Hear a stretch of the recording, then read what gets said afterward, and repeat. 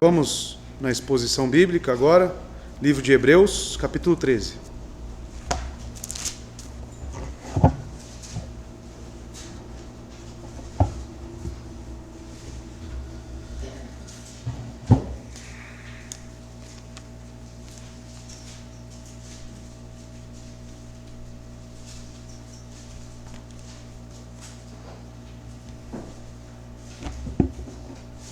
Capítulo 13 de Hebreus, hoje irei expor aos irmãos do verso 12 ao verso 16. Diz o seguinte, irmãos, segundo a leitura na versão King James, verso 12 a 16. E por isso também Jesus, para santificar o povo, com o seu próprio sangue, sofreu fora do portão. Verso 13. Saiamos, pois, ao seu encontro, fora do campo, levando a sua desonra. 14. Porque não temos aqui cidade permanente, mas buscamos a futura. Verso 15. Por ele, portanto, ofereçamos sempre sacrifício de louvor a Deus continuamente, isto é, o fruto dos nossos lábios, dando graças ao seu nome. Verso 16. E não vos esqueçais de fazer o bem e da solidariedade, porque de tais sacrifícios Deus muito se agrada. Até aqui. Vamos orar? Oremos. Pai eterno, Pai santo, a sua palavra já foi lida, cantada, e agora será aqui, Deus, também explanada, exposta ao seu povo. Que o Senhor me ajude com a sabedoria e com as palavras certas, de modo que mesmo uma criança venha a entender essa pregação. Mas principalmente, Deus, que o Santo Espírito aplique em nossos corações esta palavra, que faça sentido para as nossas vidas, que traga edificação para a sua igreja, que traga transformação aos moldes de Cristo, pois precisamos cada vez mais buscarmos semelhança ao nosso Mestre. E a sua palavra é feita para isso, Deus. Foi nos entregue para isso, para sermos santificados nela, no poder do Santo Espírito. Muito obrigado, Pai, que o Senhor nos conduza e assim a sua igreja seja edificada e os salvos também sejam encontrados, seus eleitos, através do chamamento da sua palavra. Que assim seja, Pai, é o que eu te peço, no nome santo de Jesus. Amém. Hoje, o título da minha mensagem aqui é Busquem a Santidade, porque é exatamente isso que o texto vai nos exortar. Então, amados, nós não podemos esquecer que nós estamos em uma sequência de exortações aqui do autor. E dentre essas exortações, ele ainda continua trabalhando um pouco com teologia bíblica pactual. Por que ele trabalha dessa forma? Nós sabemos que essa carta foi escrita a um povo hebreu, ou seja, judeus. Esta igreja provavelmente ela estava em Jerusalém, dentre as primeiras igrejas que foram realmente inauguradas, nessa nova aliança. E muitos problemas ela está enfrentando, justamente com uma mescla entre judaísmo e cristianismo, ou outros apostatando do cristianismo e retornando para as práticas do judaísmo. Então, por que é necessário um entendimento de teologia bíblica pactual? Teologia bíblica ela vem do entendimento da conexão entre os livros da Bíblia. Como que Gênesis se conecta com Hebreus? Como que Êxodo se conecta, por exemplo, com Apocalipse? E nós sabemos que por mais que a Bíblia seja escrita, livros diferentes, eles se conectam em um único ponto, que é Cristo. Cristo une todos os fatores. Então é necessário uma compreensão de como Deus foi administrando ao longo da história os seus pactos. Como que ele foi prometendo pouco a pouco e revelando cada vez mais a vinda do seu Filho Jesus. Então ele instituiu o que nós chamamos de sombras. Ele instituiu o que nós chamamos de tipologias. Quando o povo judeu trazia o animal para ser ali emolado, sacrificado, retirado o sangue daquele animal também para a aspersão, aquilo na verdade se tratava de um apontamento futuro. Aquilo se tratava de uma sombra do Cordeiro perfeito que viria. Então o povo judeu estava tendo certa dificuldade para compreender que aquilo realmente se tratava de uma sombra e que Cristo já vindo, já inaugurado o pacto da graça, como cremos, pacto este prometido desde Gênesis, onde o filho da mulher viria e pisaria na cabeça da serpente. Esta é uma promessa messiânica, que desde Gênesis ela vem sendo alimentada, e Deus renovando essa descendência espiritual com Abraão, com Isaac, com Jacó, e até mesmo com José, como vimos hoje. José tem isso renovado, de que essa descendência continuaria. Deus renova com Davi. Então, como que Deus trabalha ao longo dos séculos? Ele trabalha com pactos. Ele faz pactos e renova esses pactos. Mas Cristo já veio. E todas as promessas se cumpriram nele. E nele nós temos a igreja inaugurada. Como assim, pastor? Antes não tinha igreja? Não. A igreja ela veio a ser instituída no Novo Testamento.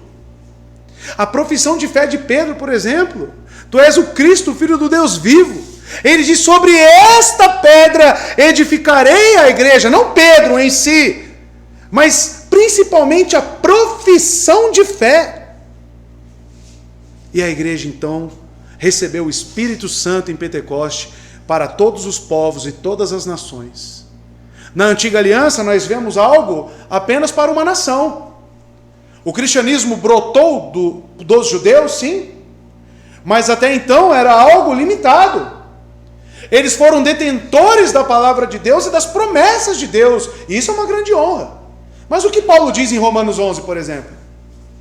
Que devido à dureza de coração desses homens, é que veio a salvação para os gentios.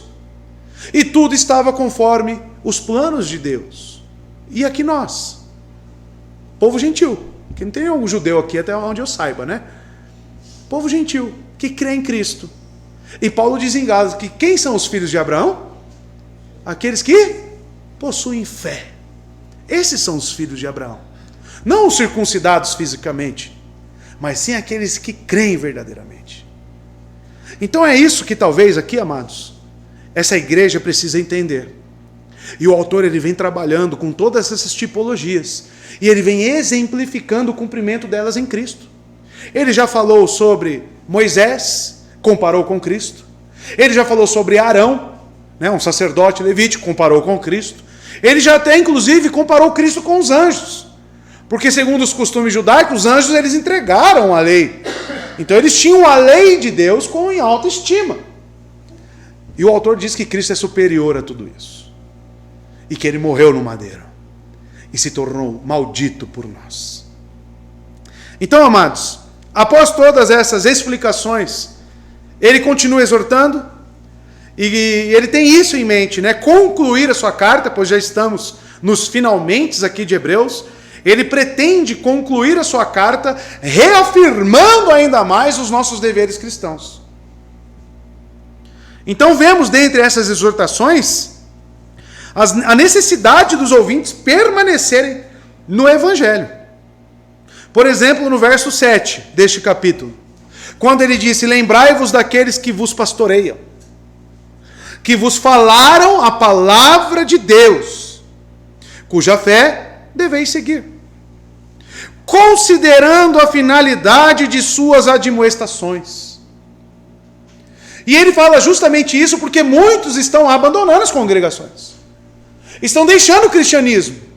E para essa igreja, para aqueles que permanecem fiéis ali, ele diz: lembrai-vos daqueles que vos pastoreiam, aqueles que anunciaram o evangelho para vocês, ensinaram a palavra para vocês. Continuem.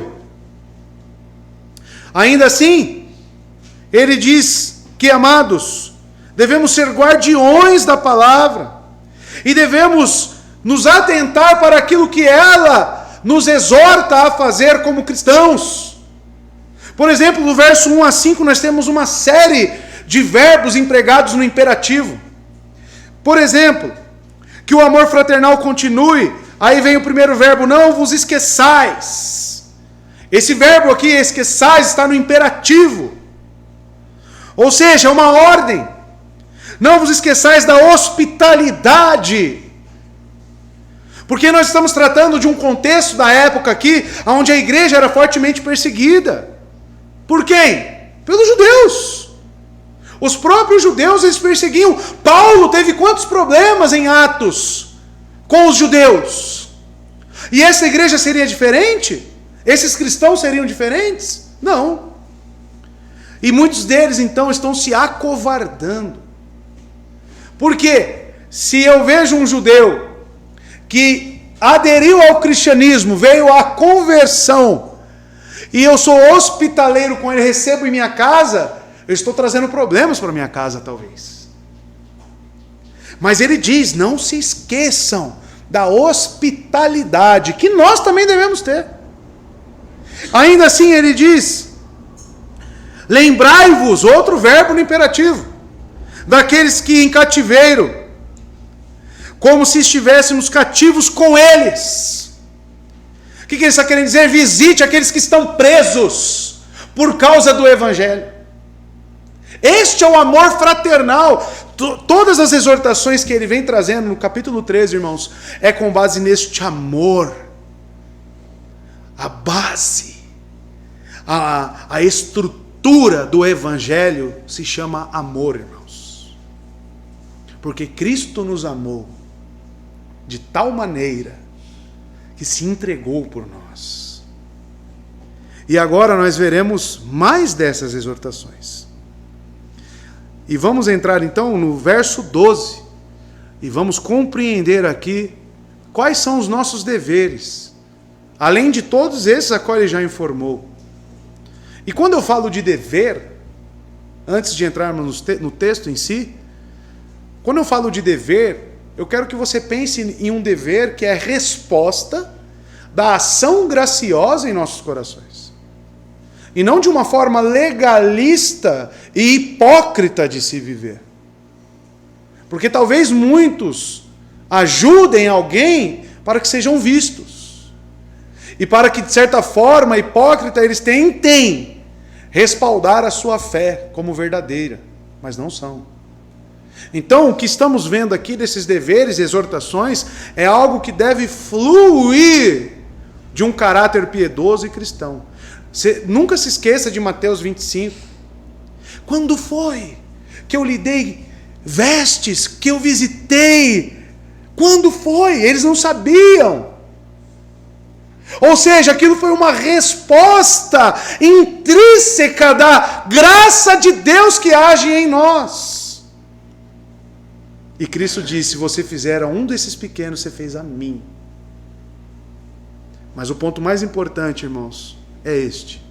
Que todos esses deveres não se transformem em meios legalistas, para que eu ou você venhamos a buscá-los de forma superficial e hipócrita. Verso 12. Utilizando agora João Ferreira de Almeida.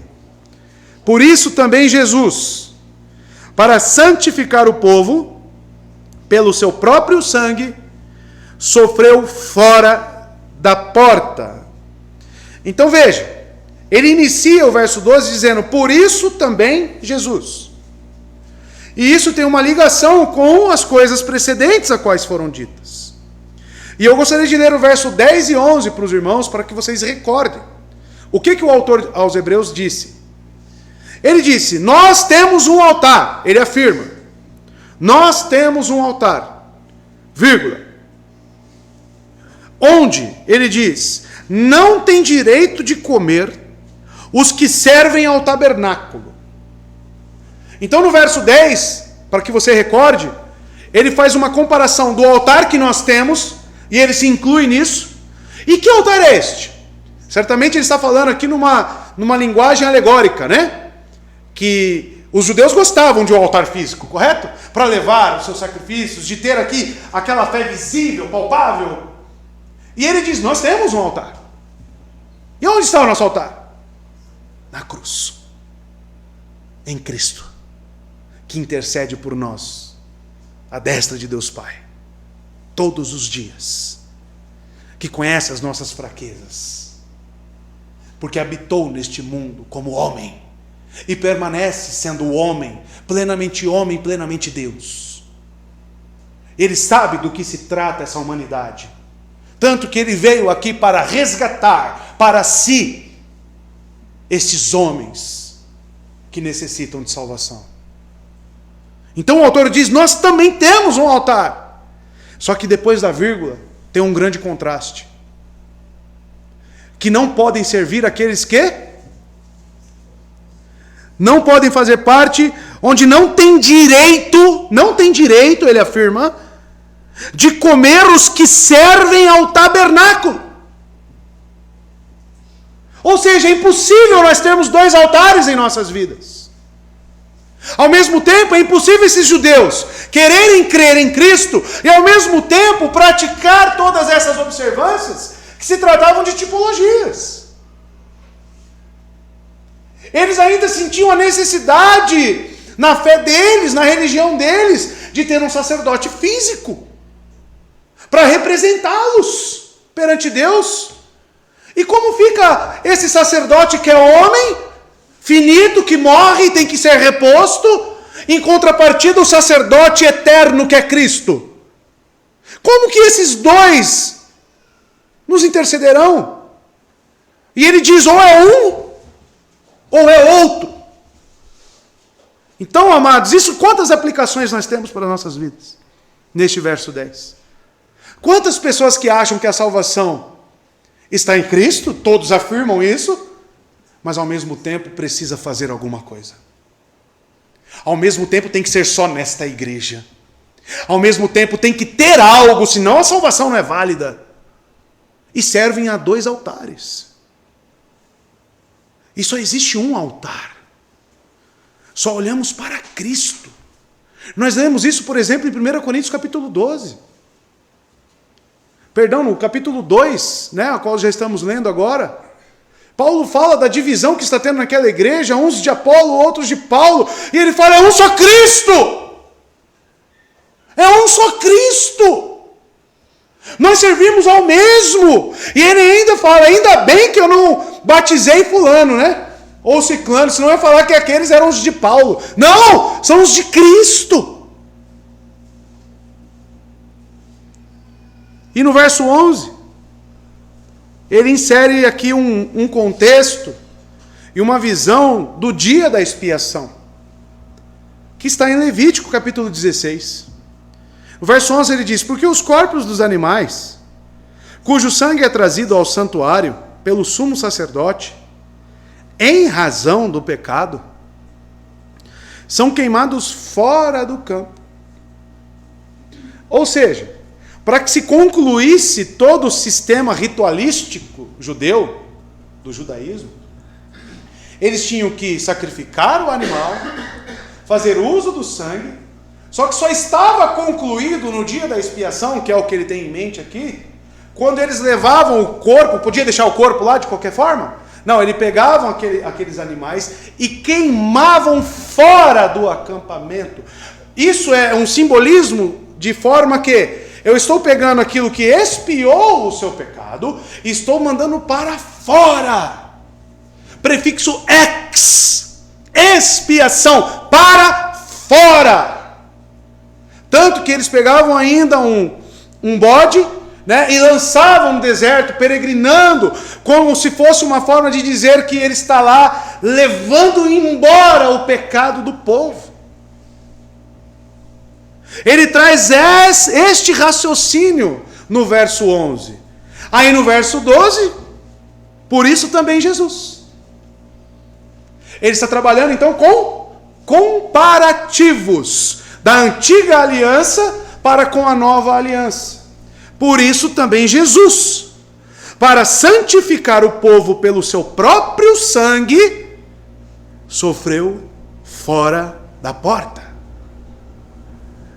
Então veja que ele está explicando ainda mais os símbolos, os tipos, as sombras. Então, com base no versículo precedente, o autor de Hebreus faz essa comparação. Ele compara o propósito implícito dos sacrifícios feitos no dia da expiação com o sofrimento que Jesus experimentou na cruz. Como ele já explicou, o sacrifício de Jesus é de uma vez por todas. É incomparavelmente superior. Vamos lembrar no capítulo 9, verso 14, o que ele já disse? 9:14. Vamos pegar o 13 e 14, para os irmãos verem o comparativo e que ele revisita esse assunto agora. Verso 13 e 14.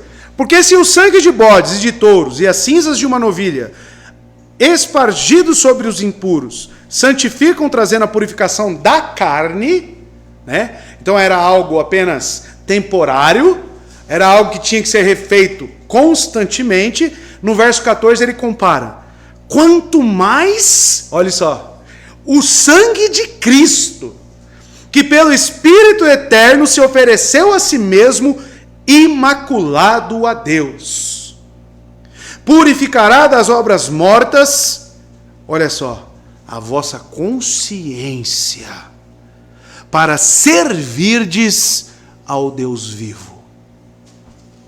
Então, diferentemente dos sacrifícios dos animais, que tinham que ser refeitos constantemente, periodicamente, o de Cristo era um sacrifício só.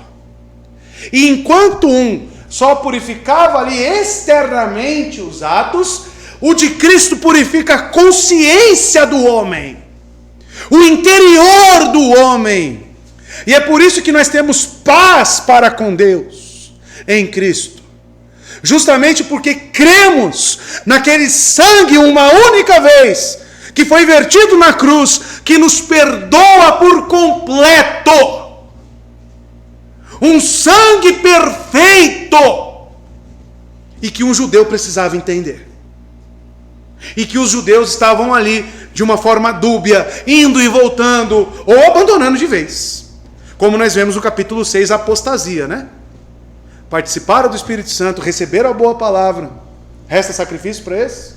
É possível terem arrependimento? Segundo o autor de Hebreus, capítulo 6? Não. É impossível.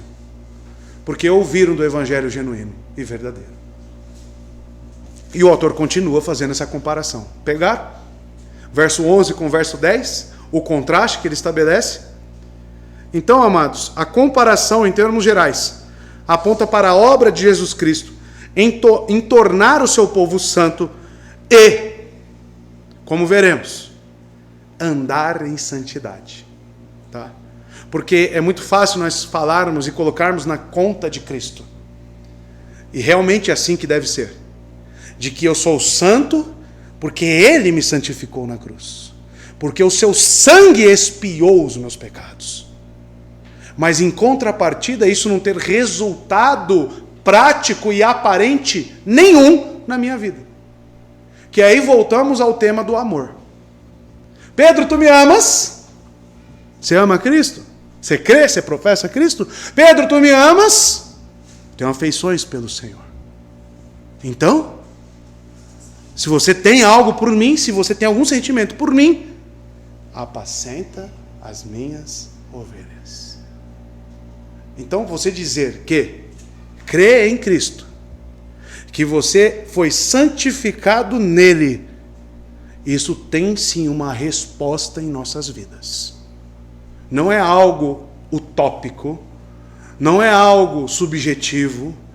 A graça, quando atinge os nossos corações, e quando eu falo coração, não é o órgão, eu estou falando do homem como alma e corpo, é modificado. Quando você observa, estamos pregando Gênesis aos domingos, a vida de Noé. Eu pergunto, irmão, você tem dúvida de que ele amava a Deus? É unânime, que ninguém vai falar, não, ele não amava. Ele amava a Deus. E como que nós temos constatações de que ele amava a Deus? Obedecia a Deus. Segundo Pedro, era pregador da justiça. Cuidou bem da sua família, que nós vimos que a família dele foi salva juntamente com ele. Então você via resultados, o fruto realmente desta fé. E o autor diz, por isso também Jesus, para santificar o povo pelo seu próprio sangue. O sentido é o seguinte: não é surpreendente que os ritos da lei hajam cessado então. Porque o que fora prefigurado no sacrifício, no dia da expiação, como eu já falei para os irmãos, os que os levitas levavam para fora do acampamento, para ali ser queimado, era justamente para que o ministro do tabernáculo não provasse nada dele.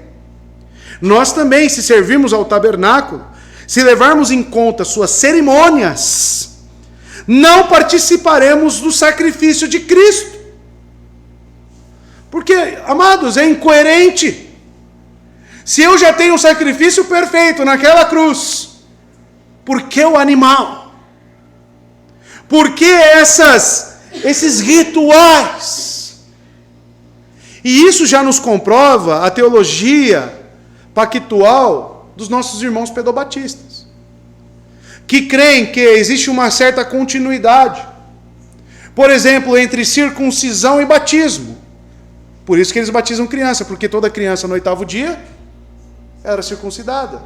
Então eles entendem que isso era um sinal do pacto, e que isso se estendeu até a vinda de Cristo, e continua, porém, com uma nova roupagem, chamada batismo. Mas você percebe que o autor de Hebreus ele está dando essa continuidade para nós? O autor de Hebreus ele está pondo um basta, ele está pondo uma interrupção entre o que é sombra, algo externo, para aquilo que é algo interno. A verdadeira circuncisão é a de coração. João Batista diz claramente, quem ele batizava? Aqueles que tinham frutos de arrependimento.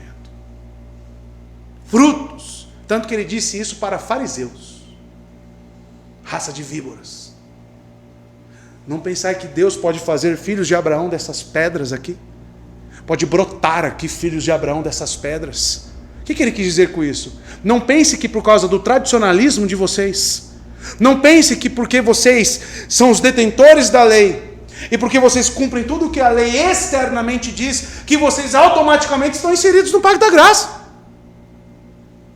E João Batista foi quem? Aquele que preparou o caminho. Estamos vendo isso em Lucas. Vocês viram o pacto da graça hoje lá em Lucas? No finalzinho? O pacto da graça explícito ali. Né? Zacarias falando quem seria o seu filho, e ele dizendo promessa, promessa, promessa. Foi prometido e não foi inaugurado na antiga aliança. Inaugurado foi na cruz, na sua vida, na sua obra. Então, amados, de uma vez por todas, Cristo se ofereceu. Então, se eu ainda estou preso a essas coisas antigas, o autor de Hebreus está dizendo, não temos parte com Cristo. E quantas religiões hoje temos que se baseiam em tradicionalismo? Quantas religiões nós temos que trazem certas bagagens e colocam aquilo como critérios de salvação? Eu tenho irmãos que vieram da Deus de amor, por exemplo, e se você tem algum problema em eu expor as obras das trevas, irmãos, me perdoe. Mas aqui nós não temos isso.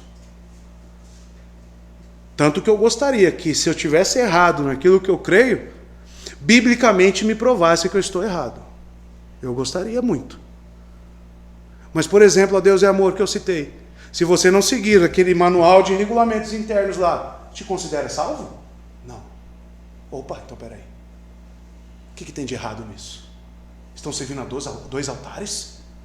Ou é Cristo, solo, ou não é nada.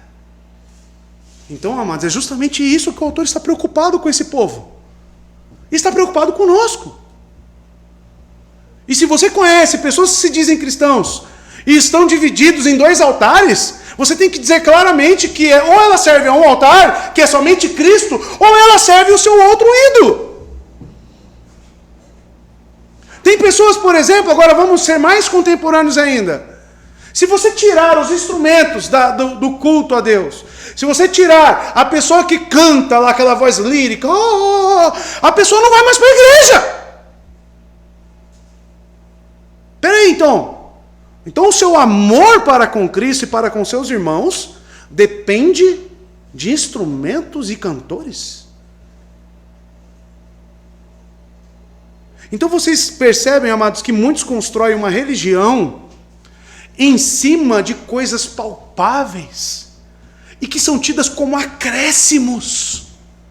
E a única coisa que salva, o único altar que existe salvífico, é a cruz de Cristo somente. E sozinho é Ele, por graça, que nos encontra, que nos estende as mãos. O que ele diz em João capítulo 6? Ninguém pode vir a mim se o Pai não o atrair. E assim o Pai nos atrai para esta cruz, para este altar, e ali nós cremos, confiamos, como Davi cantou, como cantamos aqui no Salmo 11.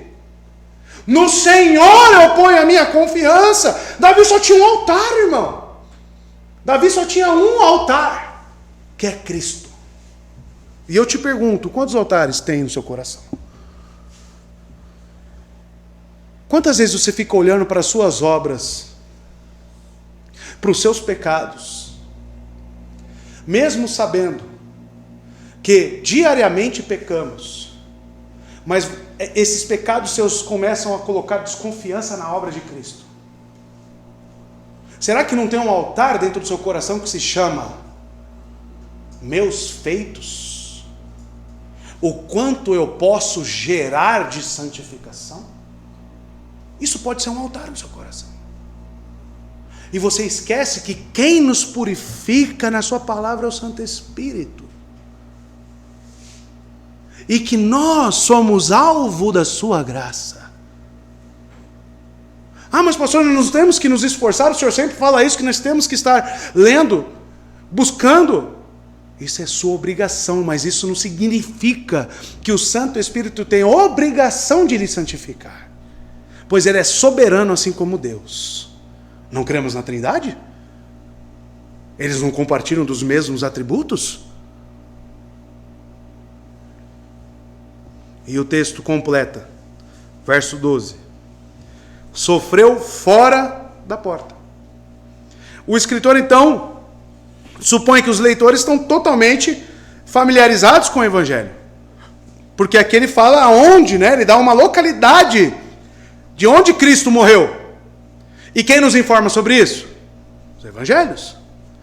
Então eles tinham certo conhecimento desse Evangelho que foi entregue a eles. E aqui ele descreve o lugar onde Jesus sofreu. Fora da porta. Fora da cidade de Jerusalém. E ele escreve que Jesus sofreu. E ele sugere a agonia que Jesus suportou na cruz do Calvário. E o que significa esse sofreu fora da porta? O que significa isso? Por que Cristo tinha que morrer realmente externamente e não dentro de Jerusalém? Porque morrer fora de Jerusalém, fora da cidade, fora das portas, era um símbolo de maldição. Por quê? Vou falar aos irmãos. Jesus tornou-se pecado por nós, irmãos. 2 Coríntios capítulo 5, verso 21. Ele carregou a maldição que estava sobre nós. Paulo diz isso em Gálatas 3,13. E de acordo com a lei, ele foi condenado a morrer fora da cidade. Porque a cruz para um judeu era algo vergonhoso. Era algo que apenas os gentios sofriam, como nós vimos aqui na exposição. Mas dentre os judeus existiam penas que tinham que ser fora da cidade. Por exemplo, o filho da mulher israelita que blasfemasse o nome do Senhor, ele tinha que ser levado fora do acampamento e o povo apedrejaria ele até a morte. Levítico 24, verso 11 a 16.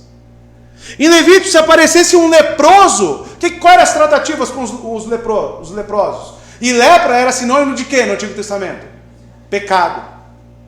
Tinha que fazer o que com aquele indivíduo? Podia conviver? Não, fora do acampamento. fora do acampamento. Ainda assim, irmãos, Acã, ele foi levado para fora do acampamento até o vale de Acor, onde os israelitas o apedrejaram. Vemos isso em Josué capítulo 7, verso 24 a 26. Por causa do pecado do homem, Jesus teve de sofrer fora dos portões da cidade. E ele sofreu a ira de Deus. Então você percebe que até mesmo este ato de expurgar as pessoas para fora da cidade era um simbolismo, ou seja, era uma tipologia do que Cristo representaria no seu sacrifício, retirando de nós para fora os nossos pecados. Veja 2 Coríntios capítulo 5, verso 21. Vai pôr aqui na tela para mim. Deus tornou pecado por nós, aquele que não tinha pecado, para que nele nos tornássemos justiça de Deus.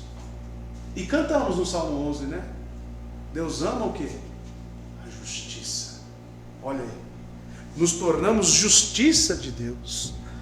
Gálatas 3,13. Ele se tornou maldito. Cristo nos redimiu da maldição da lei, quando se tornou maldição em nosso lugar. Pois está escrito: maldito todo aquele que for pendurado no madeiro. E eles penduravam no madeiro dentro da cidade de Jerusalém? Eles penduravam no madeiro dentro do acampamento? Fora. E Cristo morreu aonde? No Monte da Caveira, Gólgota, fora de Jerusalém, fora do templo. Ou seja, existe a distinção do templo que permaneceu lá, dentro da cidade, bonitinho, no ano 70 foi destruído, né? Para o altar que foi inaugurado fora da cidade, lá no Monte da Caveira. Lá nós temos nosso altar, na cruz de Cristo. Jesus, então, é o antítipo, né, das sombras. Se existem os tipos, existe o antítipo. Jesus pagou por nossos pecados ao sofrer a agonia daquela cruz. Ele clamou: meu Deus, por que me abandonaste? Isso se encontra em Mateus 27, 46, Marcos 15, ou seja, nos evangelhos. Porque ele se tornou maldito por nós. Ele recebeu sobre si toda a nossa culpa. E por ter derramado o seu sangue, Jesus então removeu o pecado do seu povo, tornando ele assim santo. Amados, isto é, ao cumprir as estipulações concernentes à remoção do pecado, olhando para o dia da expiação, em Levítico 16, porque o autor tem isto em mente aqui ao fazer comparativos. Jesus então purifica seu povo, santifica o seu povo, também com derramamento de sangue, mas um sangue santo. E um sacrifício único. Então não é para se ter dois altares, irmãos. Não é para se ter uma fé dúbia, que confia nos meus méritos, nas minhas ações, e ao mesmo tempo Cristo. Eu tenho que olhar unicamente para Cristo. Conhece as 5 solas? Solos Cristos. Somente Cristo. Lutero lá, eu já falei essa história para os irmãos, acho que os irmãos já leram, ouviram também. Lutero lá debatendo lá com aqueles padres, clérigos. E o clérigo fala para ele, porque ele fala: não, tem que remover todas essas indulgências, tem que remover todas essas coisas aí, a qual ele chama de bengala da fé. Bengala, que as pessoas ficam se apoiando. Aí o clérigo fala para ele: e se nós retirarmos essas coisas? Vamos colocar o que no lugar? E Lutero responde: somente Cristo. Somente Cristo.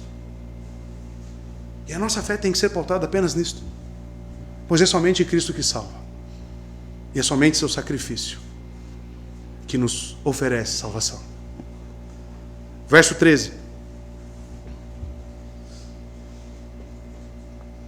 Saiamos, pois, a ele, fora do arraial, levando o seu opróbrio ou vitupério, né? Dependendo da versão sua aí.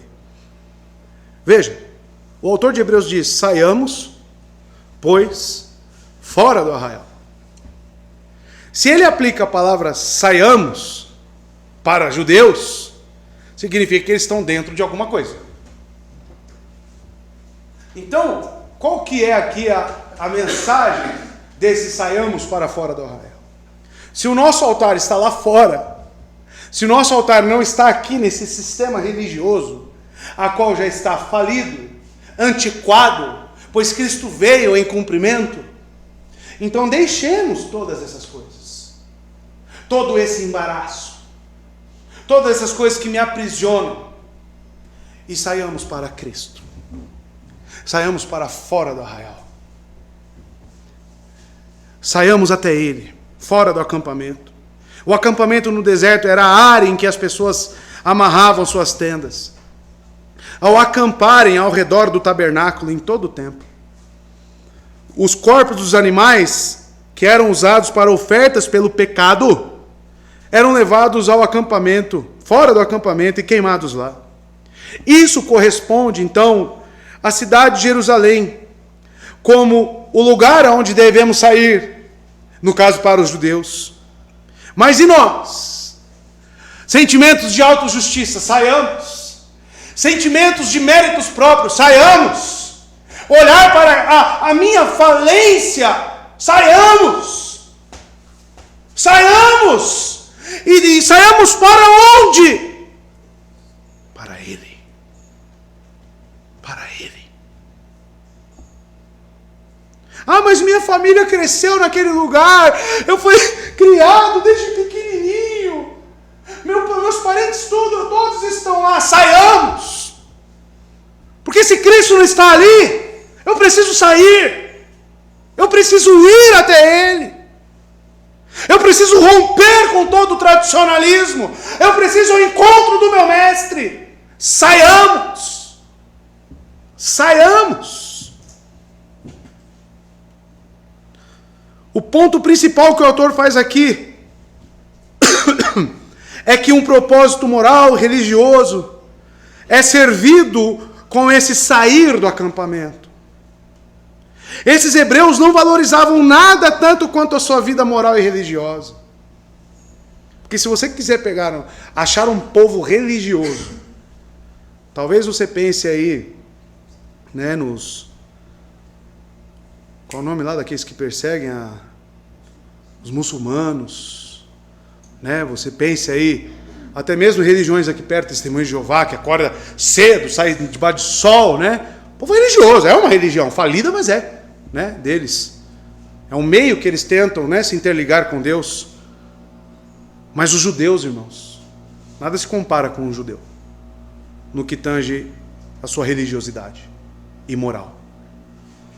E sua cidadania em Israel, então, eles não conseguiam entender, com todos os privilégios gloriosos dados antigamente àquela igreja, àquele povo, aquela nação, perdão, parassem de forma que eles tivessem que abandoná-los.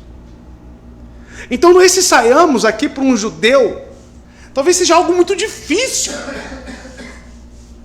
Seja muito difícil abandonar tudo aquilo que seus antepassados viveram. Tudo aquilo que eles estavam ali enraizados. E não é fácil mesmo. Não é fácil mesmo. Assim, a maioria deles continuavam na sua incredulidade quanto ao Evangelho. Já pensou você como judeu?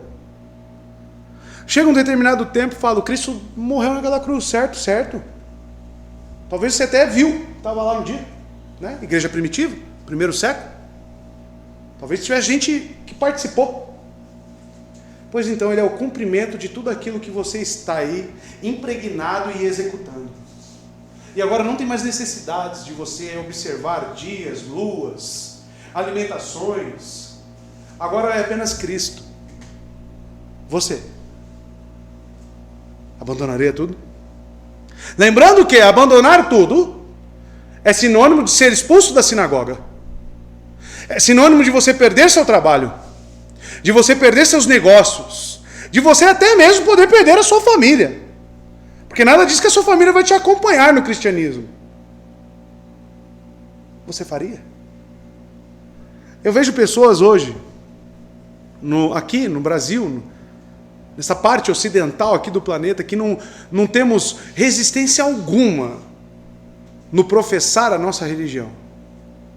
E as pessoas fazem tantas, aberturas, elas abrem tanto, negociam tanto, e deixam de servir ao Cristo vivo. Imagine num contexto desse, irmãos. E nós temos que analisar o nosso coração realmente. Se realmente estamos na fé e servindo a Cristo. Porque a fé que esse povo teve, e que abandonou tudo, que foi perseguido, não é diferente da fé que nós temos hoje. É o mesmo Cristo. Mas é o que eu falei na pregação de domingo, talvez você seja simpatizante apenas do Evangelho. E você não ame a Cristo. Você não tenha realmente afetos, como Pedro falou que tinha. E aí é uma grande preocupação. Porque simpatia por Cristo, ser simpatizante, você não vai aguentar muito tempo com essa simpatia, não. Logo, logo, você vai espirrar fora. Porque o cristianismo, o evangelho ainda é sinônimo de abnegação, de tomar a sua cruz, de negar a si mesmo, todos os dias, e seguir a Cristo. O evangelho permanece o mesmo, irmãos. E o que o autor está falando aqui? Saiamos. Você concorda comigo que esse sair desta religião, abrir mão dessas coisas, é uma abnegação? É também você abrir mão de si mesmo, negar a si mesmo. Ele está chamando esse povo a negar a si mesmo. Saiamos para fora do arraial, e indo até ele, irmãos, ir até ele e sair. Eles deveriam ir até ele. Cristo saiu pelas portas da cidade. Para quê? Para sofrer. Nós devemos ir como cristãos atrás dele, até ele. Isso significa que temos que renunciar todos os privilégios do acampamento e da cidade e deste mundo. Nós temos que renunciar às coisas que me dão esse senso de autopreservação, de conforto. O símbolo do cristianismo continua sendo cruz. E o que é uma cruz? Instrumento de morte. É instrumento de morte. A ceia que nós celebramos todos os domingos é uma celebração do quê? Da morte. E é a única instituição que ele nos ordena a fazer. Porque tem o Natal, o nascimento de Cristo. É instituição bíblica. Cristo falou, comemorem e celebrem o meu nascimento. Não. Ele fala, celebrem a minha morte. Porque é na sua morte. É na morte dele que nós temos vida. Então nós devemos abandonar todos os privilégios deste mundo, abandonar todo o tradicionalismo, abandonar toda a religião falsa, abandonar tudo que me impeça a servir em um único altar. Devemos nos apegar pela fé ao seu sacrifício e por meio disso a santificação. No lugar de todos os sacrifícios da lei, um único. A ordem a esses judeus é para se desapegarem das sombras, dos ritos da antiga aliança. Essa, mais uma vez, é dito para deixarem para trás. Vocês pegaram isso no texto? É para vocês abandonarem todos esses ritos da lei, todas essas sombras. Pois já passou e a bênção está em outra direção. E ele dá a direção, está fora da cidade, fora do arraial. Ele está falando, judeus, Cristo não está aí, nesse manto aí dos sacerdotes, neste altar dos sacerdotes. Cristo não está aí. Cristo está fora. E ele fala, saiamos, pois, a ele fora do arraial, e o complemento do verso 13 é levando o seu opróbrio. E é aqui que as coisas começam a ficar mais duras. Porque até então está tudo muito fácil, né?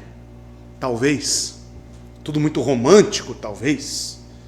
Tudo muito subjetivo, né? Creamos em Cristo, ok, legal. Agora tem a parte prática deste cristianismo.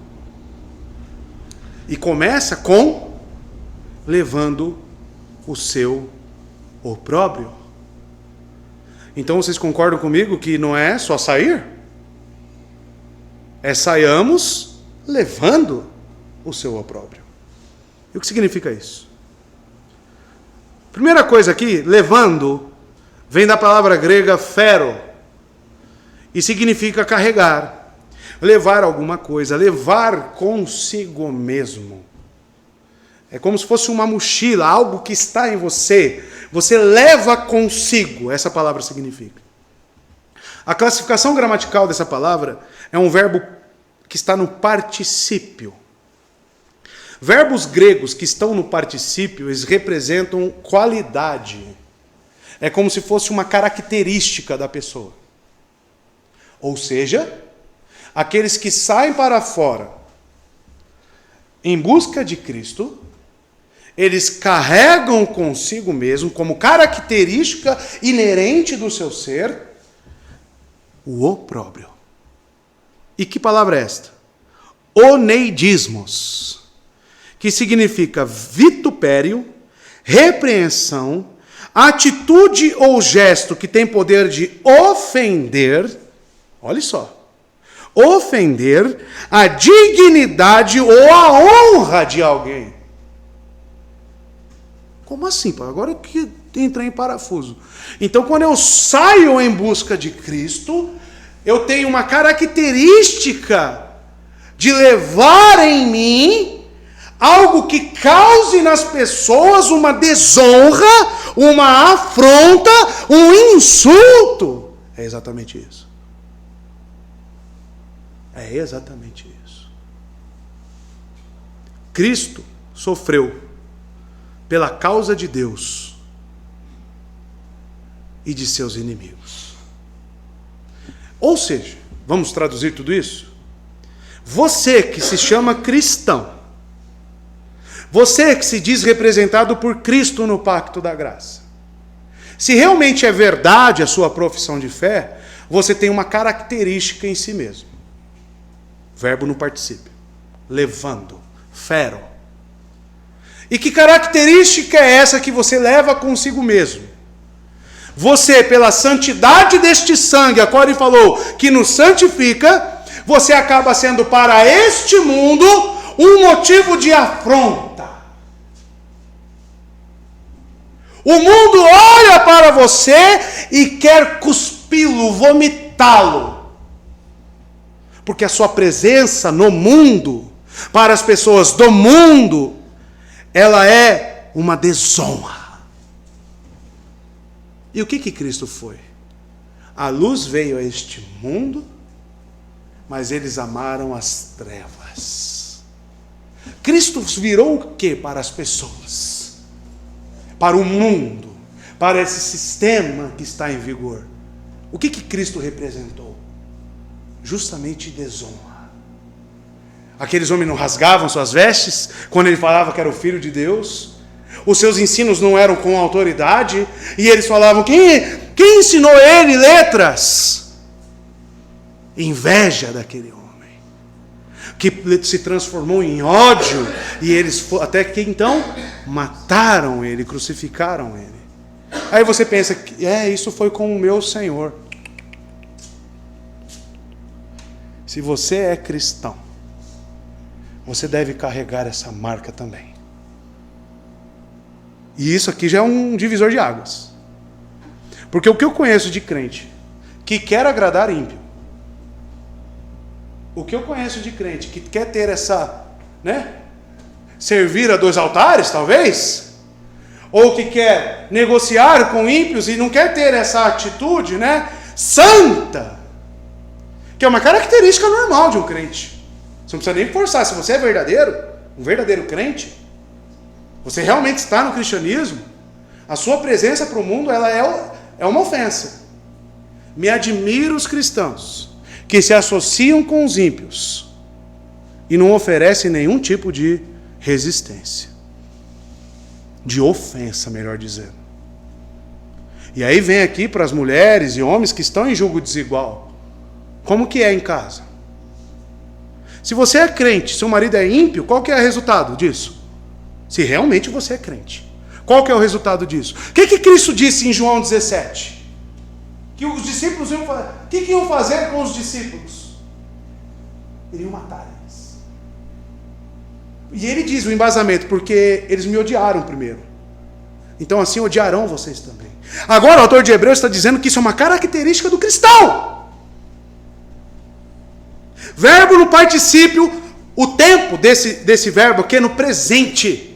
Ou seja, é uma ação que não é característica apenas desses judeus dessa carta. O tempo ele é contínuo, é presente. E a voz desse verbo é ativa. Ou seja, você por essa qualidade de cristão, agindo conforme a justiça que está em você, você é uma ofensa para o mundo.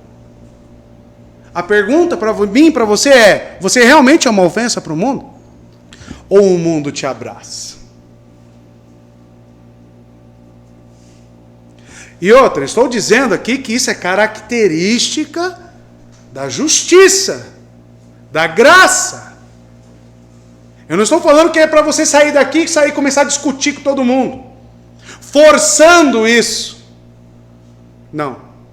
É simplesmente por você viver retamente. Sabe aquele seu amigo do trabalho que gosta de fazer as coisas tudo de forma fraudulenta?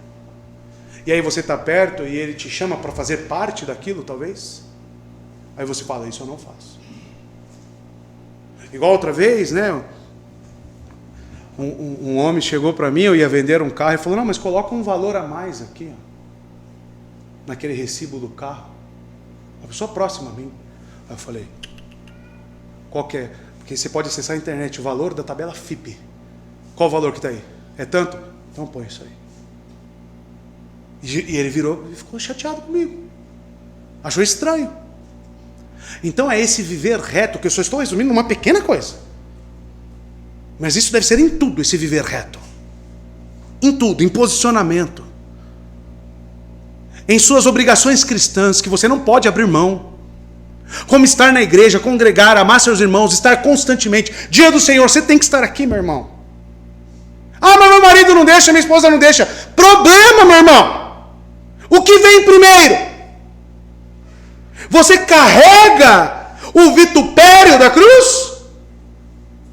A sua vida é uma ofensa para o mundo? Ou você está querendo agradar ímpios e o mundo? E cuidado. Aquele que é amigo do mundo é o quê? Inimigo de Deus. Inimigo de Deus. São duas coisas que são opostas. O cristão, os valores do cristianismo e do evangelho, e este mundo. São duas coisas que não se misturam. 2 Coríntios capítulo 6. Que comunhão existe entre a luz e as trevas? Entre Cristo e Belial? A palavra inteira, de Gênesis a Apocalipse, diz que são duas coisas distintas. E você, de que lado você está? Você é o isentão em cima do muro? Existe? Não existe. Só existe um altar. E só existe uma forma de vida para aqueles que creem em Cristo. Lutero foi o que para o mundo? Falei de Lutero, né? Lutero foi o que para o mundo? Você acha que eles olhavam para Lutero e queriam abraçar Lutero? Tentaram matar Lutero? Pois é, irmãos. Pois olhemos para a exortação de um ponto de vista judaico agora. O judeu cristão deve deixar a estrutura familiar na qual aprendeu os preceitos e mandamentos, as cerimônias, tradições, o preceito e o orgulho do judeu. Ele é convocado a ir para Jesus, sobre quem os judeus invocaram maldição de Deus. Não foi isso que disseram para Pilatos? Deixa que o sangue dele caia sobre nós e sobre os nossos filhos. Eles invocaram maldição, eles queriam a morte. E agora o autor de Hebreus está falando para esses judeus, para irem de encontro a ele. E automaticamente carregaram a vergonha dele. Ao escolher Cristo, o judeu rejeita o judaísmo. E assim enfrenta a expulsão, a alienação e tempos de perseguição. Aderir ao cristianismo nesta época, ouvir o evangelho e o chamamento, é justamente você falar: agora eu estou saindo do meu conforto, saindo da minha casa, e estou indo agora para a perseguição.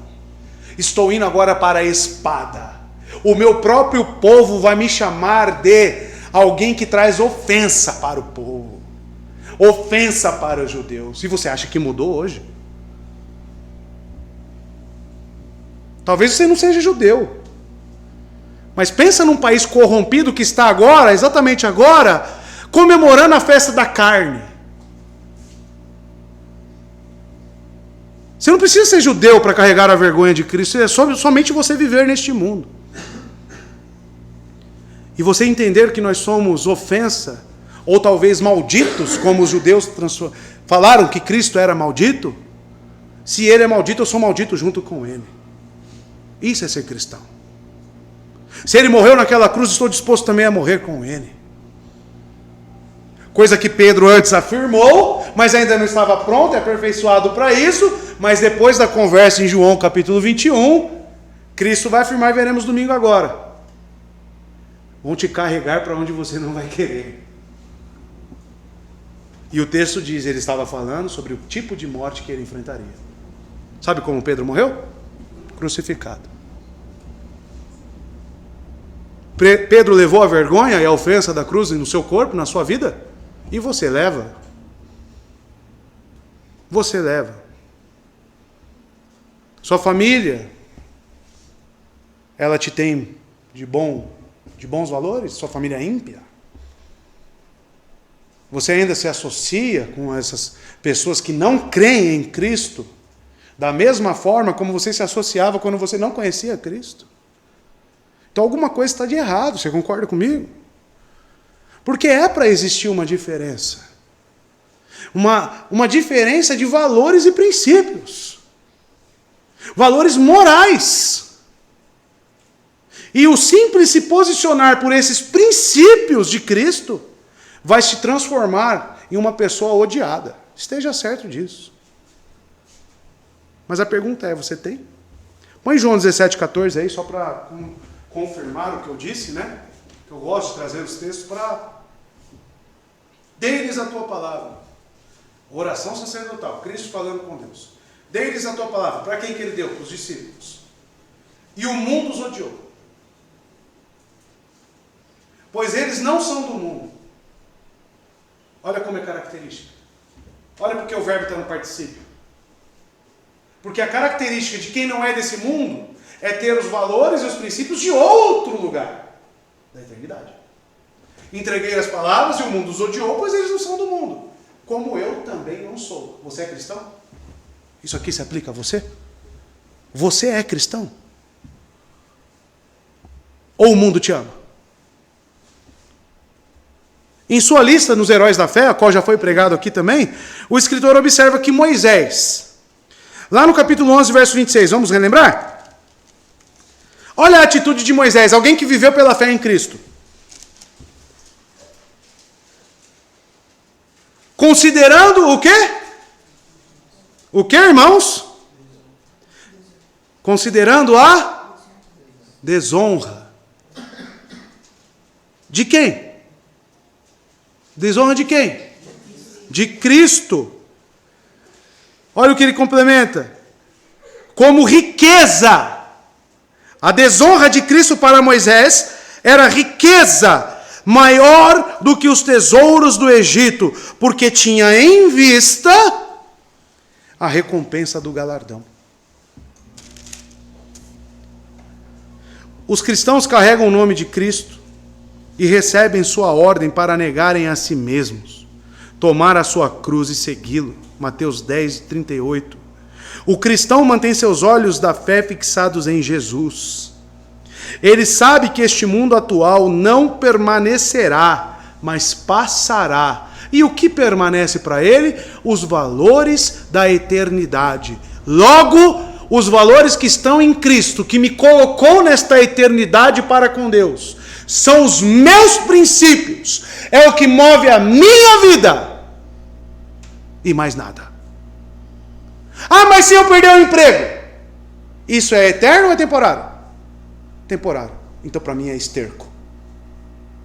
Ah, mas se eu perder a minha família e os meus filhos? Isso é eterno ou temporário? Tem mulher lá no céu? Jesus fala, tem marido lá no céu? Tem filho lá no céu? O que então vale mais?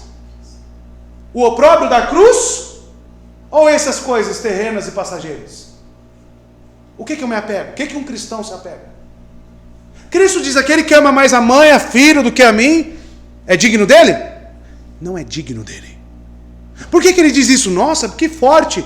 É porque ele valoriza, e o cristão valoriza também, as coisas eternas. Isso é carregar o vitupério da cruz.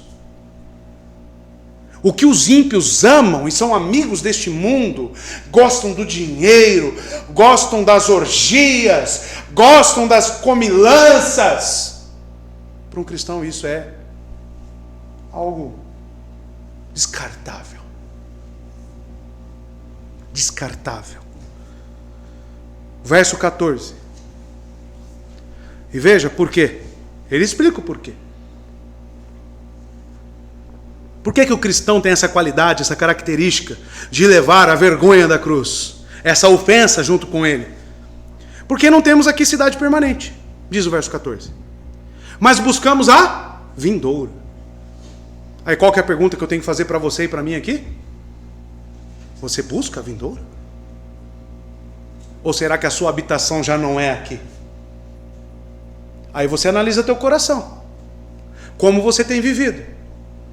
Você ama a Cristo? Como é que você se relaciona com as coisas de Deus? Aí você tem a resposta. Porque não temos aqui uma cidade permanente, diz o texto. Não temos aqui nenhuma cidade. Quaisquer que sejam as instalações que possam ter aqui neste mundo por um tempo. Eles ainda não têm uma cidade que dure para sempre. Nenhuma em que eles podem viver para sempre. Provavelmente o autor está mostrando aqui a diferença, principalmente, da antiga aliança para a nova aliança. Do viver pela fé e do viver pela vista. Entendem? A grande diferença. Por um lado, o judeu tem um sistema religioso tudo voltado para coisas palpáveis, para a vista. E a nova aliança propõe para nós o quê? Vivam pela fé. E o que é a fé no capítulo 11? Que o autor diz, ora, a fé é a substância das coisas pelas quais esperamos, a evidência das coisas não visíveis. Aplicando para nós, você é um tipo de cristão que é apegado pelas coisas visíveis deste mundo? A sua religião, ela gira em torno das coisas visíveis. Teologia da prosperidade. Confissão positiva, determina, não aceita. Vou ler o seu futuro. Seu futuro vai acontecer isso. Uma religião que é construída em cima dessas coisas. Você conhece? Você conhece? Será que isso é verdadeiro cristianismo? Profetada, guru do futuro, bênçãos materiais, não pode ficar doente se não é demônio. Que tipo de religião é essa? E Jó, coitado de Jó, hein? Se tivesse nessas igrejas aí, era o demônio puro. É o demônio puro. Não, se tem alguma coisa errada com você, Jó. Talvez os amigos dele falaram isso, né? E era uma tratativa de Deus para aperfeiçoar a fé de Jó. E Jó tinha que permanecer mesmo. O que Jó via? Jó via úlcera. O que Jó via? Seus filhos mortos. suas possessões todas destruídas. Jó pobre. Dinheiro foi embora. Era isso que Jó via. Com os olhos físicos, é claro. Mas com os olhos espirituais, os olhos da fé, ele diz: o meu Redentor vive. Jó é exemplo para nós de crente. Os princípios de Jó não estavam firmados nas coisas, nem em filhos. Estava firmado nas coisas celestiais. Por quê? Porque ele não tinha aqui uma cidade permanente, mas buscava uma vindoura. E você busca? Quando a conta do IPTU aumenta, você fica lá esbravejando porque seu dinheiro vai reduzir? Quando o carro quebra? Quando você vai no supermercado, as coisas estão lá mais caras? Aí a sua fé mingua? É assim que você vive? Ou você olha para todas as coisas deste mundo e diz: tudo isso aqui é passageiro, e Deus me sustentará. Oferta da viúva. Por que ela fez aquilo na oferta da viúva? Sabe por que ela deu tudo que tinha? Todo o seu meio de vida? Sabe por que a viúva fez aquilo? Porque ela não tinha aqui uma cidade permanente, mas buscava uma vindoura. E você? Busca o quê, irmão? Busca o quê? As palavras ecoam, mas buscamos a vindoura. Essas palavras ecoam uma afirmação anterior do autor, quando ele tratou das pessoas que viveram pela fé. No capítulo 11, então, vamos lembrar? Verso 13, primeiramente, quando ele fala de Abraão, do seu filho Isaque e do seu neto Jacó. Ele diz o seguinte: todos estes, no verso 13, capítulo 11, todos estes morreram na fé, sem terem recebido as promessas, mas vendo-as de longe, foram persuadidos a respeito delas, e abraçaram-nas, e confessaram que eram estrangeiros e peregrinos na terra. Aí no verso 39, quando acaba todos os heróis da fé, que o autor cita, olha o que ele diz sobre todos eles. Verso 39. E todos estes, tendo obtido um bom testemunho, porque viveram pela fé, testemunho para com Deus, através da fé, não receberam a promessa. Ou seja, eles viram de longe. João capítulo 8, Abraão viu Cristo de longe e o saudou. Ele viu fisicamente Cristo? Ele viu pelos olhos da fé. E é justamente isso que o autor está convocando esses judeus, materialistas, com uma religião falível, totalmente falida já. Ele está chamando: olhem para Cristo com os olhos da fé. Esta é a marca daqueles que estão no pacto da graça, irmãos. Essa é a marca dos verdadeiros cristãos, em qualquer lugar que seja. Um verdadeiro cristão, ele não vive conforme os resultados aparentes. Pode estar tudo ruindo, mas a fé que ele tem em Cristo permanece inabalável. E ele, o que traz isso para ele? Valores. Olhar para as coisas deste mundo não tem valor se comparado com as coisas eternas. O que Paulo diz? Todas as minhas aflições não são nada. E olha que é um homem que saiu morto da cidade, quase morto, espancado, chicoteado, apedrejado e que morreu decapitado. Ele fala que tudo aquilo não é nada se comparado com as coisas que estão aguardadas para ele na eternidade. E você vive com base nesses valores da eternidade? Buscamos.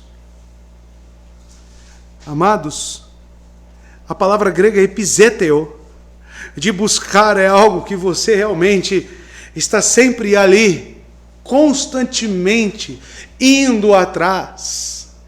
Ele quer dizer que essa palavra buscamos, episíteo, que está no verbo indicativo, ou seja, está indicando um fato, ou seja, tempo presente, ainda hoje, presente, não é algo que foi interrompido.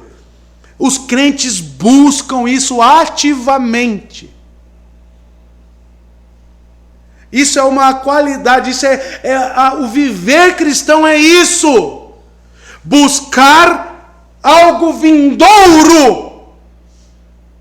Porque o dia do Senhor é especial para o crente, o verdadeiro. Porque neste dia, a qual eu tenho os meus sentimentos pelo meu Senhor ainda mais aguçado. Porque é o dia que ele ressurgiu, e a ressurreição, para mim, é a marca de que eu não experimentarei da morte, e estarei com ele, e viverei com ele. Agora a pessoa que não está nem aí, vim, não vim, dá na mesma. Eu pergunto, está buscando realmente essa pátria vindoura? Está buscando realmente as coisas celestiais? Sua vida de oração, você tem buscado as coisas celestiais? Esse é o viver cristão, irmãos. O viver cristão é um viver separado, é um andar em busca da eternidade. Suas prioridades não são as coisas desta terra, não é trabalho, realizações pessoais, e sim uma morada celeste. Esse buscar é algo intenso que resume sua vida. Isso é cristianismo, irmão. Os cristãos devem ser o sal da terra e a luz do mundo.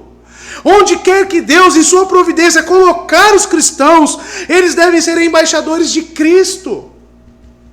Eles devem representar a Cristo, falar ousadamente da sua palavra.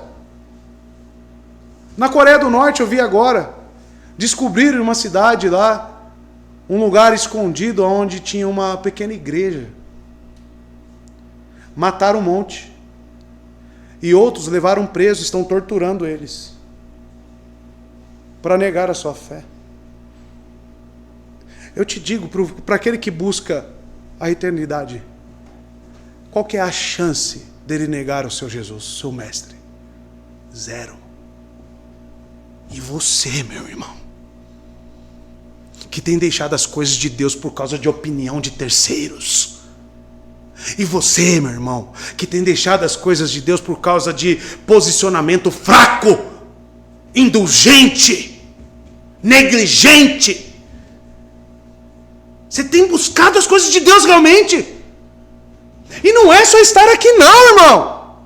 Não é vir à igreja só não, meu irmão. É no seu trabalho, na sua casa, com a sua família, como você tem vivido. Será que as pessoas olham para você, esse aqui não é dessa pátria mesmo? Esse aqui busca uma outra coisa que não tem nada a ver com isso que nós temos. Vê você orando, vê você realmente prezando pelos valores bíblicos. Porque o que eu vejo na Bíblia é isso. Olha aqui o que o autor de Hebreus está nos dando, as características. O título da minha mensagem é Busquemos a Santidade. Que é resumido nisso que ele está falando. Ou seja, irmãos, o viver cristão é um viver de renúncia. Renúncia do quê? Das coisas passageiras, das coisas sem valor. Todos os privilégios, vantagens, quaisquer que fossem, deviam ser renunciados. Se judeu, você vai ser perseguido, vai perder suas posses por causa do cristianismo, o autor está falando que assim seja. Se o seu marido vai ficar bicudo, que assim seja. Se a sua mulher vai ficar bicudo, que assim seja. Mas viva os valores cristãos. Viva o cristianismo. Carregue o vitupério, o opróbrio com você. Não tem como você ficar nessa zona de conforto, meu irmão. Cristianismo é sinônimo de renúncia. Olha o que Paulo diz em Filipenses 3, verso 4 a 10. Só presta atenção no que Paulo diz. E ele é um homem que viveu segundo o Evangelho. O que você acha? Então veja. Embora eu mesmo tivesse razões para ter tal confiança, se alguém pensa que tem razões para confiar na carne, eu ainda mais. E ele fala como um judeu aqui. Querido. circuncidado no 8º dia de vida, pertencente ao povo de Israel, a tribo de Benjamim, verdadeiro hebreu. Então essa carta era para ele também. Carta aos hebreus serve para Paulo também.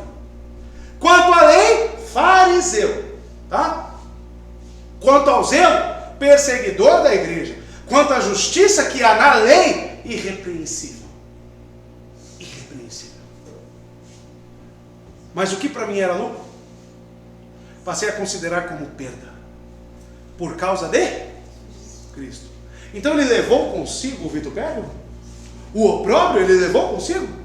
Aqui está dizendo que sim. Mais do que isso, considero tudo como perda, comparado com a suprema grandeza do conhecimento de Cristo Jesus, meu Senhor, por quem perdi todas as coisas. Eu as considero como esterco para poder ganhar a Cristo e ser encontrado nele. Aí você acha que esse sentimento é só de Paulo? Tem que ser?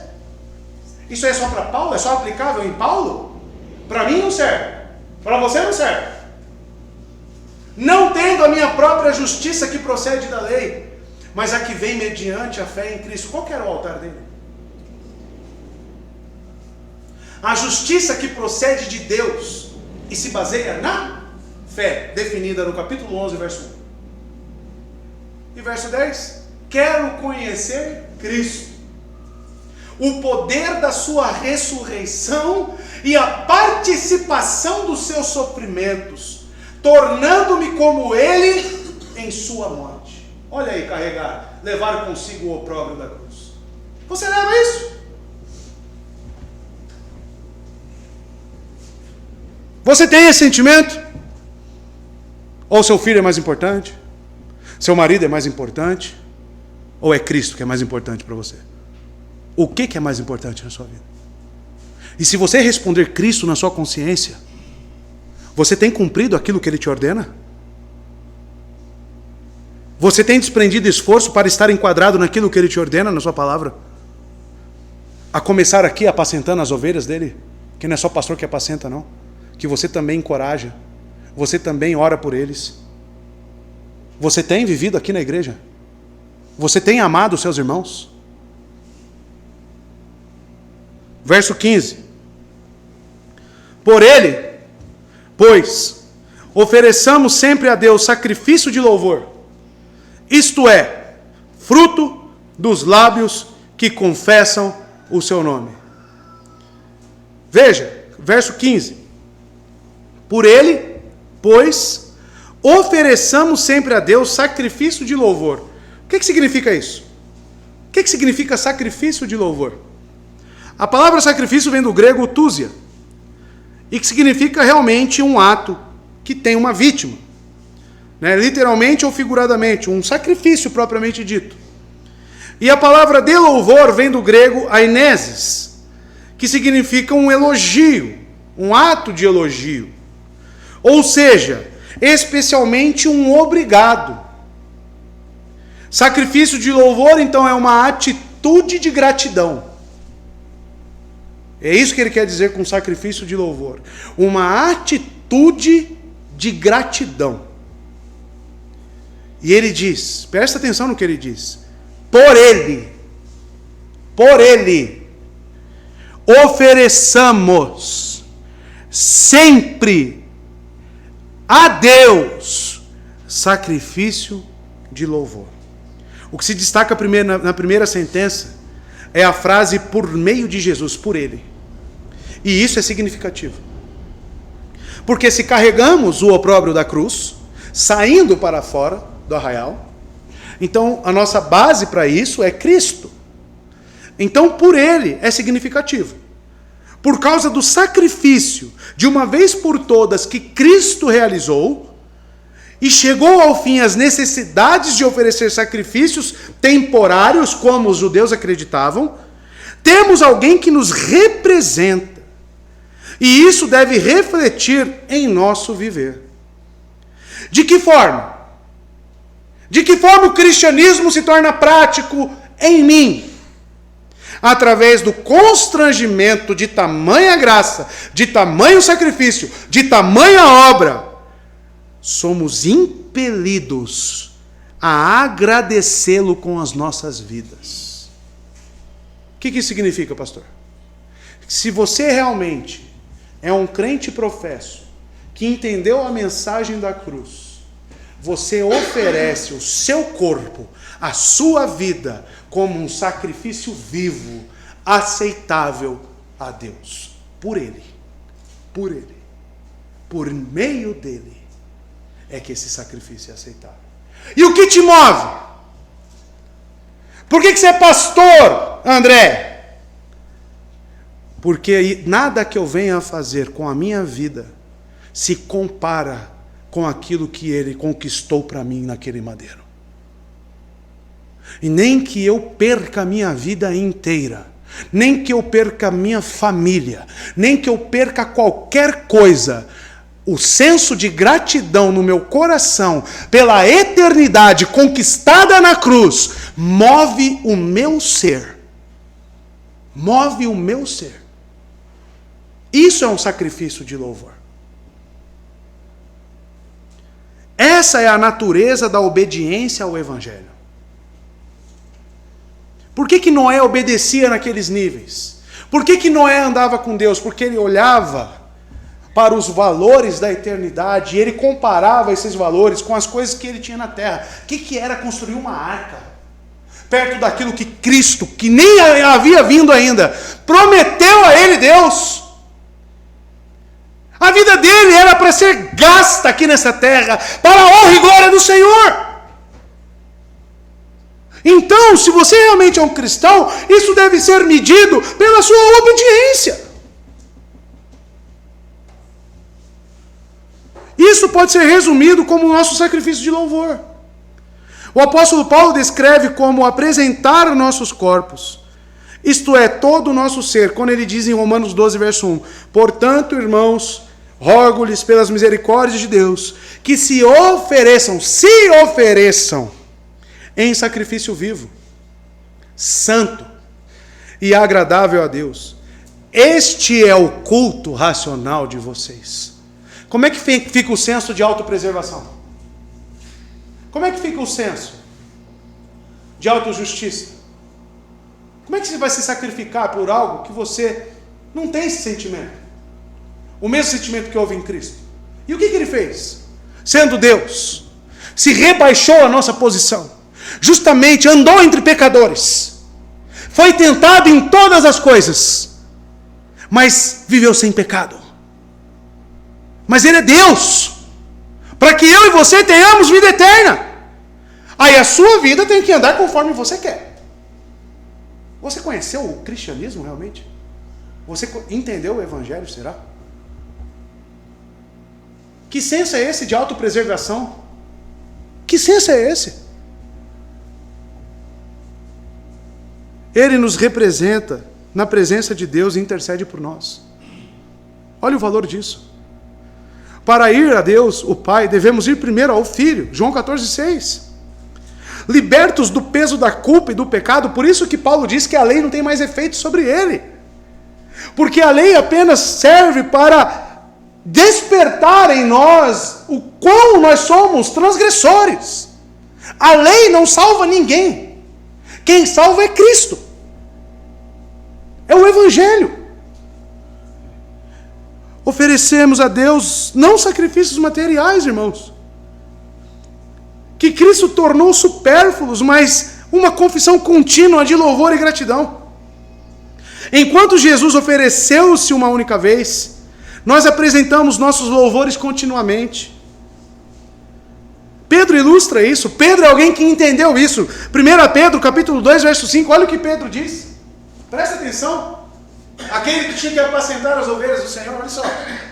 Vocês também estão sendo utilizados como pedras vivas na edificação de uma casa espiritual, para serem sacerdócio santo, oferecendo sacrifícios espirituais aceitáveis a Deus, por meio, olha lá, de Jesus Cristo. Pedro entendeu que a sua vida tinha que ser gasta cada segundo, cada momento, para Deus. E o que tem valor na sua vida, meu amado? Tem pessoa que se perdeu o emprego, morre. Tem pessoa que se perdeu o marido ou a esposa, vai virar um Zé Ninguém. Some da igreja. Eu não aguento viver sozinho. Não. Então Cristo não é suficiente. Cristo não te completa. Quais são os valores desta vida para você, se comparados com Cristo? Não responda imensuráveis, se você não vive isso. Não responda. Responda a realidade da sua vida. Responde como você tem abdicado da sua vida para viver para Cristo. Responda na prática. Responde com seus frutos. Como Tiago diz, que apresenta a sua fé com as obras. Irmãos, eu já estou farto de cristãos apenas professos. Eu já estou farto de um cristianismo apenas falado. Eu já estou farto de pessoas falarem que sou cristão. Mas e aí?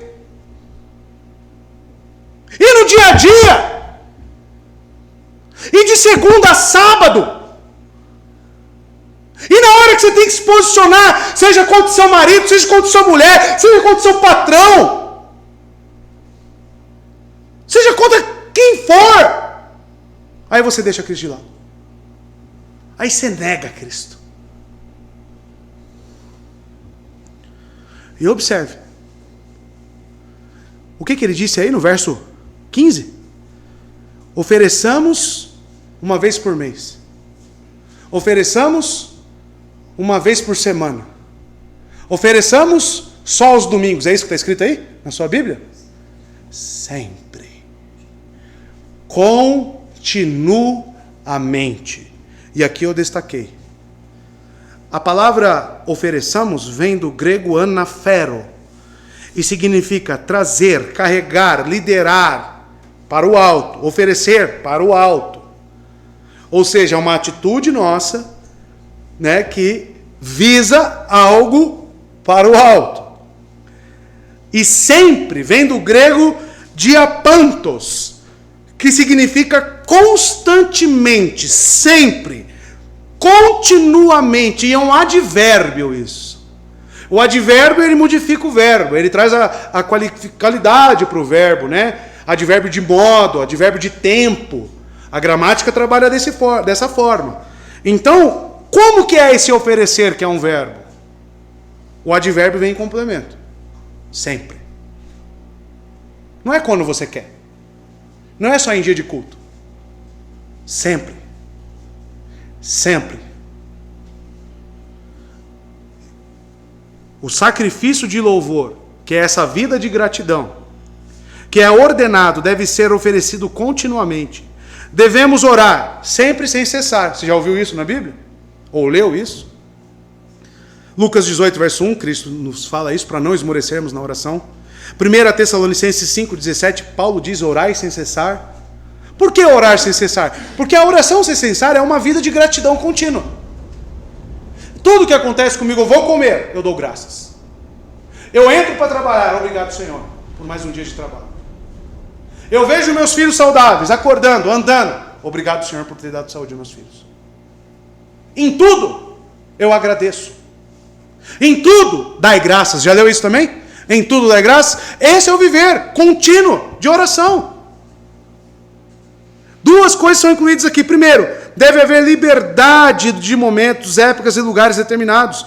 Os sacrifícios sobre a lei tiveram seus momentos, lugares prescritos, fora dos quais eram aceitos. Então, voltando um pouco aqui para a visão judaica, adoração, onde existe? Só lá no Monte Sião.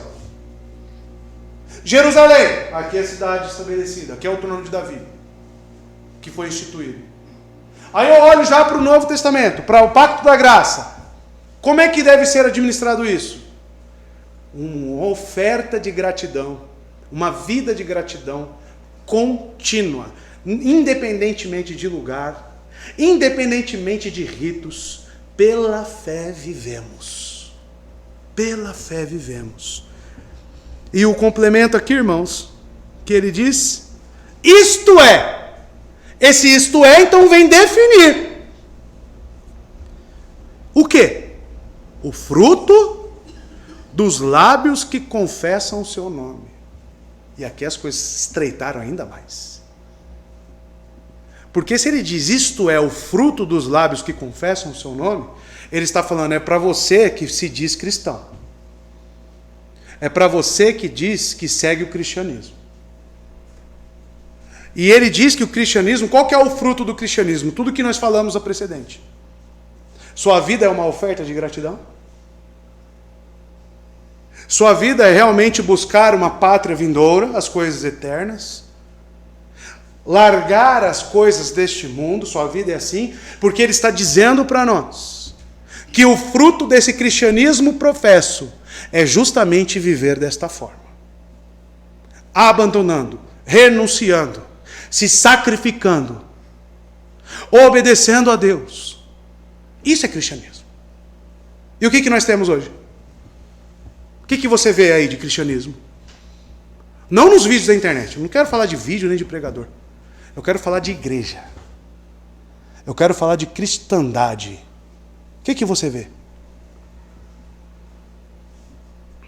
Isto é o fruto, irmãos. O autor de Hebreus especifica o que o sacrifício de louvor deve ser. A expressão fruto de lábios vem de Oséias 14:2, onde o profeta estimula o povo de Israel a retornar ao Senhor e orar.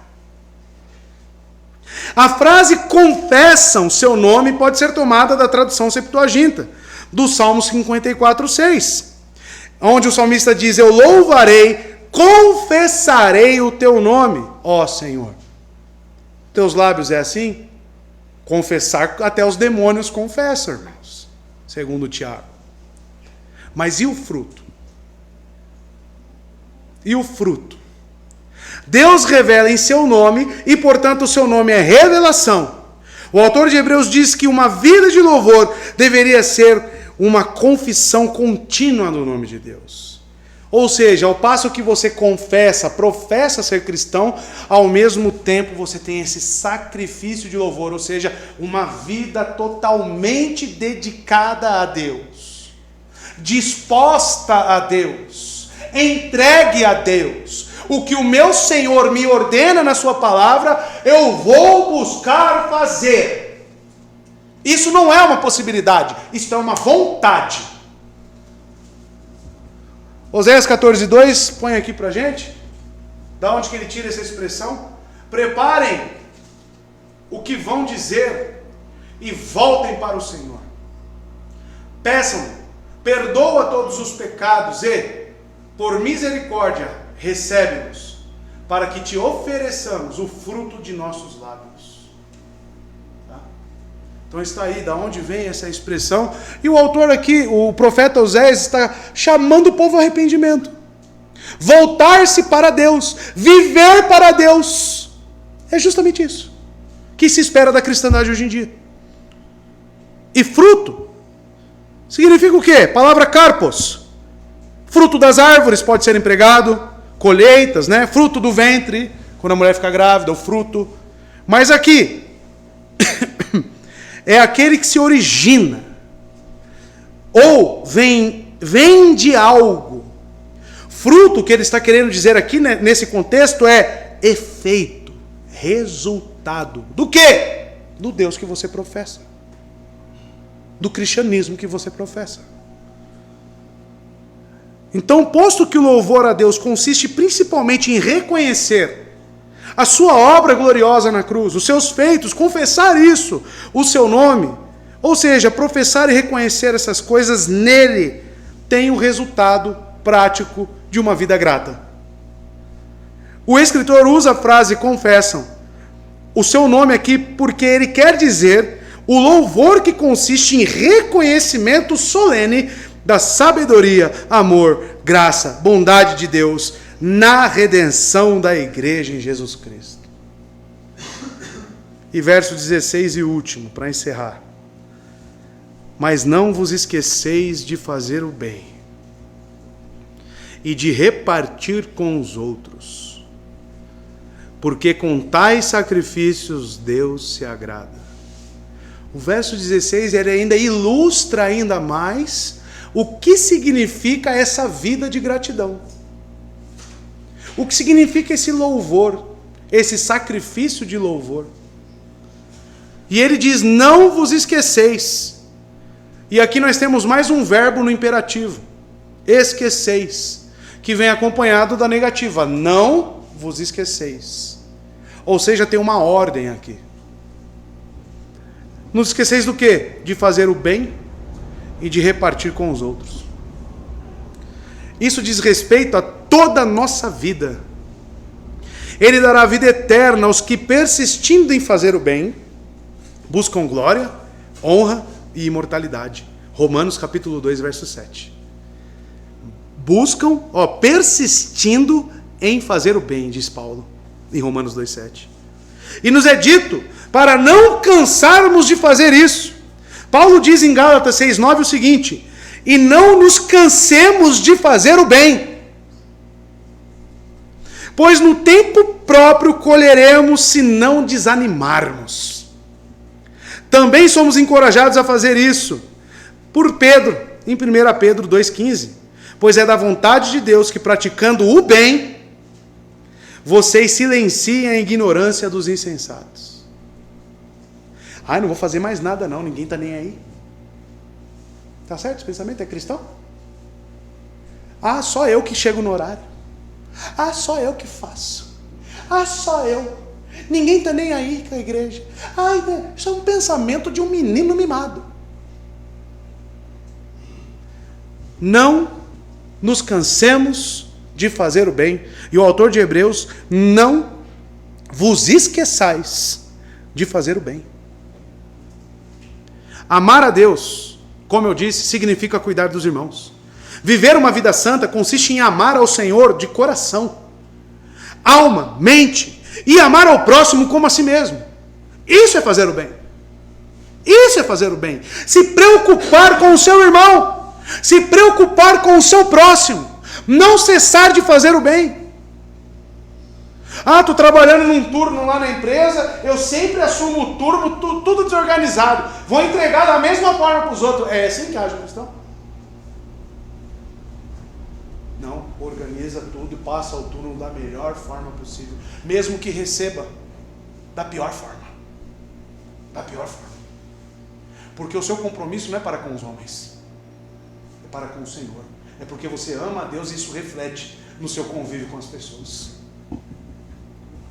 Amados, os cristãos primitivos ilustram seu amor pelo Senhor ao dedicar-se ao ensino do Evangelho, aos serviços de adoração, à comunhão, à oração. Atos 2,42, como vimos aqui no último domingo. Mas eles também mostraram seu amor pelos semelhantes, ao compartilharem tudo o que tinha. Atos 4,32. De fato, eles cuidaram do pobre de maneira que não haviam pessoas necessitadas entre eles. Verso 34 do capítulo 4 de Atos. Amor pelo Senhor tem sua contraparte no amor ao próximo. Esses dois aspectos andam de mão dadas. E aonde que Deus te deu, o meio que Deus te deu para que você demonstre esse amor ao próximo? Aqui. Aí você não vem para a igreja. Será que você ama o Senhor? A pessoa que vem faltando muito na igreja, eu simplesmente falo para ela, você tem edificado alguém? Você tem encorajado alguém? Você tem suportado alguém? Porque quem não está presente não suporta nada, né? Se tranca numa caverna lá e não vem para a igreja, não vai suportar ninguém. Às vezes não suporta nem a si mesmo. Tem suportado alguém? Tem orado por alguém? Reunião de oração é importante, será? É aqui que Deus nos deu o meio para que você ame o seu próximo, para que você exercite esse amor. E não é negligenciando, como é o costume de alguns, abandonando as congregações, como diz o autor de Hebreus. Temos ordem para não nos esquecermos. Então, amados, o finalzinho, veja, e que isso fique gravado no seu coração. Por quê? Então esse porquê aqui é de definição. Porque com tais sacrifícios, Deus se agrada. Opa! Isso aqui para um cristão é importante, porque um cristão vive para fazer a vontade de Deus, para agradar a Deus. Então, se ele está me dando aqui o beabá da vida cristã, e eu não estou fazendo, eu quero fazer a vontade de Deus, opa, então você precisa se arrepender. Você precisa crer verdadeiramente no Evangelho e se entregar como um sacrifício vivo. Quando o autor diz que Deus se agrada dessas boas obras, desse fruto, né, qual ele falou, ele nos lembra de sua descrição sobre a vida de Enoque. Enoque foi elogiado por sua íntima comunhão. Vamos lembrar? Capítulo 11, verso 5. Pela fé, Enoque foi trasladado para não ver a morte e não foi achado, porque Deus o trasladara. Porque antes de sua trasladação, ele tinha testemunho de que agradara a Deus. Enoque agradou a Deus. E você e eu, agradamos? Deus ama, irmãos. Deus aceita esse sacrifício vivo. Deus se agrada de quando você se dedica na igreja. De quando você se preocupa pela alma que está do seu lado. Quando você ora e se preocupa pelo seu pastor. Quando você encoraja, quando você exorta na igreja. Quando você vê seu irmão em necessidade e você fala, vamos no supermercado, vou fazer uma compra para você. Deus se agrada disso. Deus se agrada quando você vai visitar aqueles que estão perseguidos, sendo perseguidos por causa do Evangelho, estão presos. Deus se agrada quando você recebe eles na sua casa. Deus se agrada de quando você faz o bem, porque Deus é a fonte de todo o bem. Então, amados, não podemos cessar, porque nós consumimos, nós bebemos desta fonte eterna, inesgotável que é Deus. E quando ele vê o seu povo agindo desta forma, tendo o mesmo sentimento autossacrificial que houve em Cristo, Deus fica como? Feliz. E se eu sei que Deus se agrada disso e me deu a igreja para isso, como é que eu vou me portar na igreja, irmão? Eu vou me empenhar ao máximo na igreja. Não é para agradar o pastor. É o pastor que está escrito aqui? É Deus quem se agrada de você prestar um bom serviço na sua igreja. De você apacentar bem as ovelhas dele. É Deus quem se agrada. Então trabalhe para Deus, sirva para Deus. Porque como diz o apóstolo Paulo, né? Nosso trabalho não é em vão no Senhor. Como eu gosto dessa palavrinha, né? No Senhor. É bela. Porque nos limita no que realmente devemos desprender esforços. Que Deus abençoe os irmãos. Amém? Fixe essas palavras, irmãos. Essas exortações do autor de Hebreus. Porque são muito aplicáveis ao nosso tempo. Né? Porque por mais que sejam os judeus lá, com todos aqueles problemas, nós também temos muitas coisas semelhantes. Amém?